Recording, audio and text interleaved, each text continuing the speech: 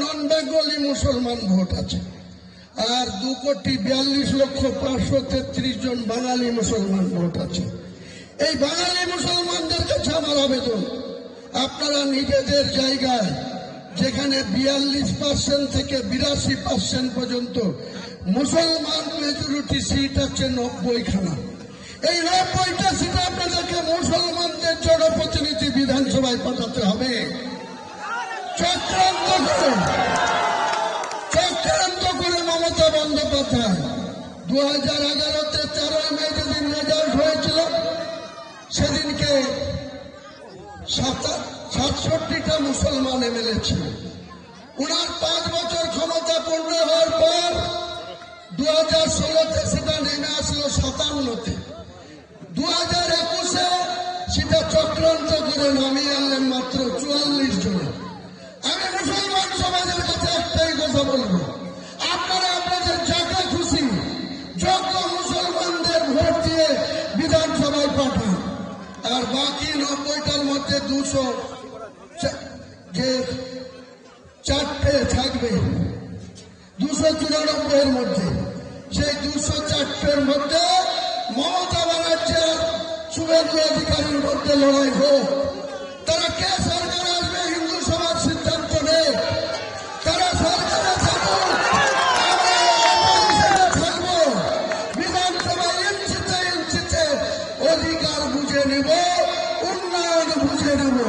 এটাই আমার টার্গেট, এটাই আমার লক্ষ্য, এটাই আমার ইরাদা। এতে আপনারা আমাকে মন চাইলে নেতা মানবেন, না মানলে যাকে খুশি নেতা মানুন। মুসলমান সমাজ আপনাদের নিজের পায়ে দাঁড়াতে হবে, কারো চক্রান্তের শিকার হবেন না, কারো প্রয়োজনে পা দেবেন না, কারো কথা শুনে নিজের আজকে কি হচ্ছে 2 বছর ধরে এই সরকারের আমলে, বোম বাঁধছে কে? মুসলমান। মারছে কে? মুসলমান। মরছে কে? মুসলমান। কেস খাচ্ছে কে? মুসলমান। ডিম খাচ্ছে কে? মমতা বন্দ্যোপাধ্যায়ের পুলিশের দারোগা বাবুরা। এখান থেকে আপনাদেরকে সাবধান থাকতে হবে, এখান থেকে আপনাদেরকে সাবধান করে দিচ্ছি। আমি পরে বক্তৃতা করব। আজকের অনুষ্ঠান ঠিক 12টার সময় কোরআন খতম হবে। পবিত্র কোরআনে এখানে যাও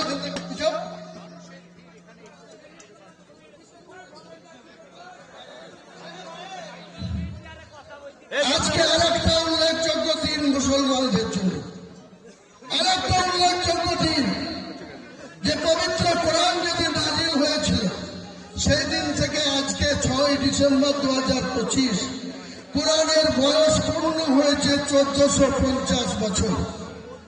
এই 1450 বছর কোরআনের বয়সের দিনে কোরআনকে মুসলমান আপনাদেরকে হেফাজত করতে হবে। কোরআন কোথাও আক্রান্ত হলে আমাদের জীবনের বিনিময়ে আমরা কোরআনকে রক্ষা করব, কোরআনকে হেফাজত করব। এটাই আমাদের প্রথম উদ্দেশ্য বলে দিলাম, দ্বিতীয় উদ্দেশ্য বলে দিলাম। আপনারা সবাই শান্ত হয়ে থাকবেন। আমরা ঠিক বেলা 12টায় এখানে পবিত্র কোরআনের খতম করা হবে। 1.5 ঘন্টা লাগবে না 2 ঘন্টা লাগবে। অনেক হাফেজ সাহেব যারা কোরআন মুখস্থ তারা কোরআনের খতম শেষ হওয়ার সঙ্গে সঙ্গে এখান থেকে রিমোটে যে জায়গাতে আমার ভিত্তি স্থাপন হবে